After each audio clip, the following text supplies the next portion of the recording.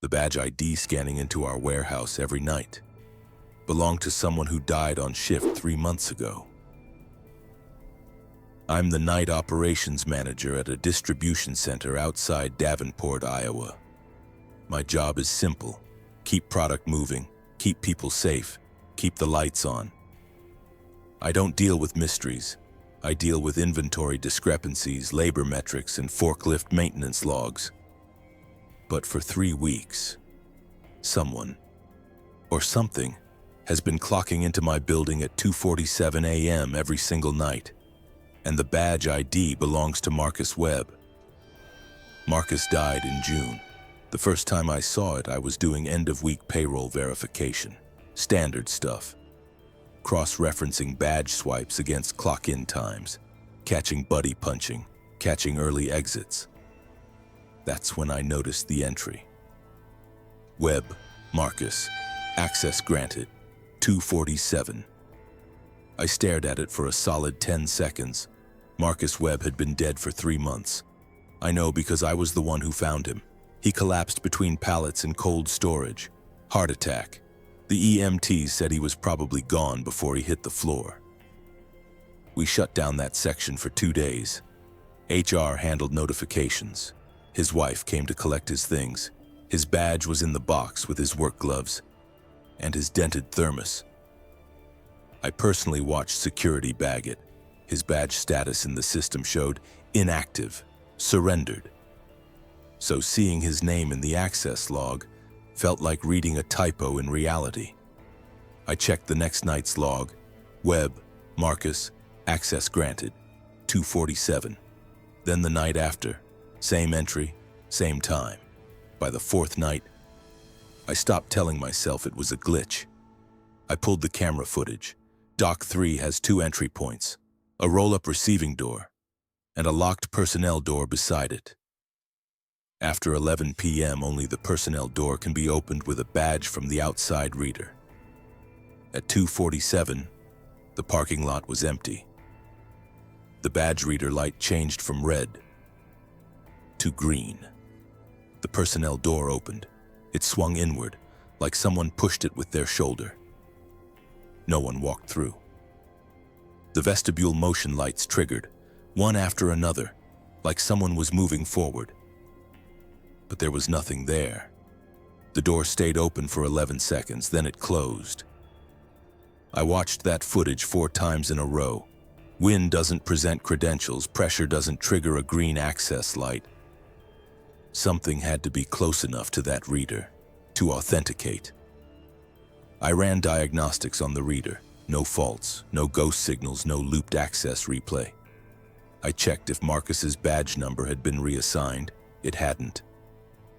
I pulled his termination file again. Badge, surrendered. Credential, disabled. User profile, archived. But the system still said he was walking into my building every night. By week 2, other things started stacking up. At 3 a.m. during walkthroughs, the break room coffee maker would be on. Fresh pot. Hot plate warm. No one inside.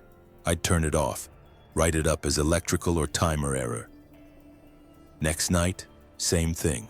Employee lockers would be open. Not forced, not broken. Just standing open. Always the same 3 lockers, including Marcus's old one. Maintenance never replaced the name strip. It still said Webb. Then people started asking questions. Jenna, one of the shift leads, stopped me near staging one night. Is someone coming in early for inventory prep? Why? I keep hearing a pallet jack in aisle 12 around 3, but when I check, nothing. Aisle 12 was Marcus's main zone. Then Carlos, one of the forklift drivers, told me he saw someone in a blue vest walking toward cold storage. I thought it was you, he said. But when I called out, they didn't turn around, just kept walking, went into the freezer.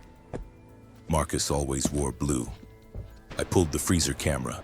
No entry recorded, but the environmental log showed the freezer door opened for 43 seconds at 2:52 a.m.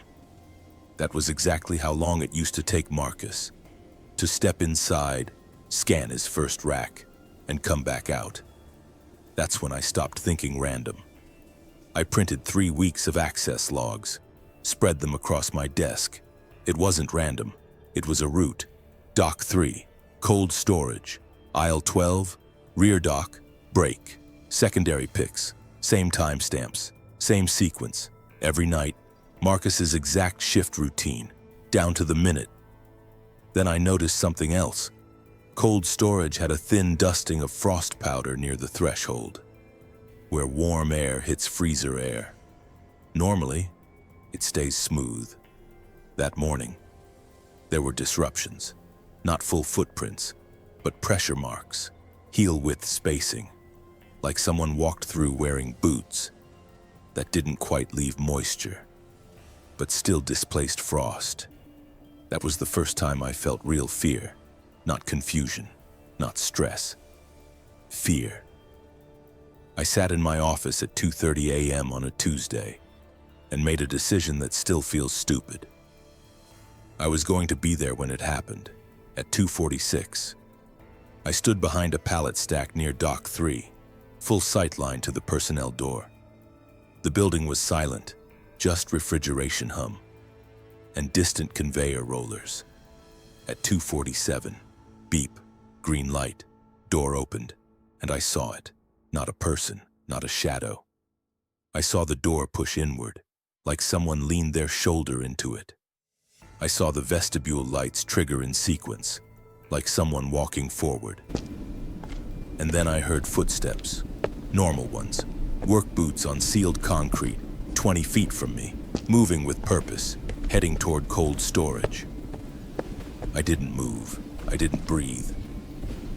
I listened as the footsteps passed me and continued deeper into the building. Cold storage door beeped, opened, closed. Then my radio crackled. Jenna. Hey, is someone doing picks in cold storage? I'm seeing live movement but no user logged into a scanner.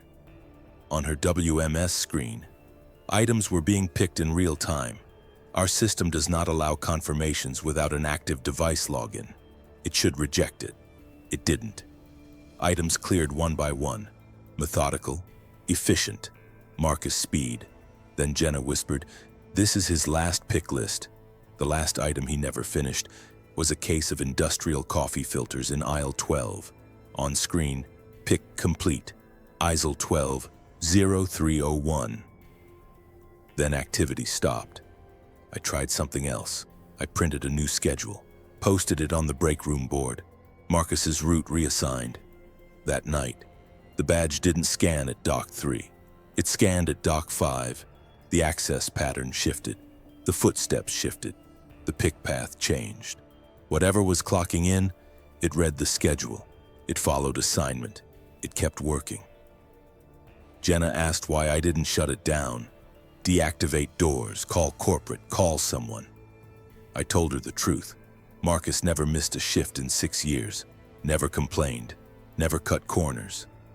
And maybe, in whatever version of reality he's stuck in, he's still just trying to do his job. So we adjusted around him. We keep his route clear during his hours. We don't question the scans. When the coffee maker turns on at 3 a.m., we leave it. When the pallet jack squeaks in an empty aisle, we don't go looking. Because if Marcus is still coming to work every night, maybe he doesn't know he died. Last week, a new hire named Derek didn't know about aisle 12.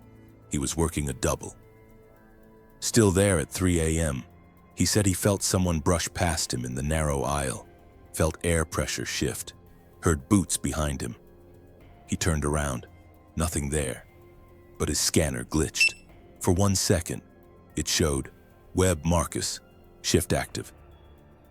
Derek quit the next day, and honestly, I don't blame him, because the question that keeps me awake during the day is this: what happens if Marcus ever finishes his shift? What happens if he completes every route, every task, clocks out, and realizes he's not supposed to be here? Does he leave? Or does he finally understand what happened to him? And if he does, what comes after that? I don't know. And I'm not sure I want to find out, so we keep the schedule posted, we keep the route clear, we let the badge scan, and every morning at 4:47 a.m., exactly 8 hours after he clocks in, the rear dock personnel door opens one last time. The access log updates. Web Marcus, exit granted, and sometimes, if you check the system at exactly 4:48, for 1 second, it still shows shift active, like he's still in the building. And I hope, wherever he goes when that door closes, he thinks he's just going home.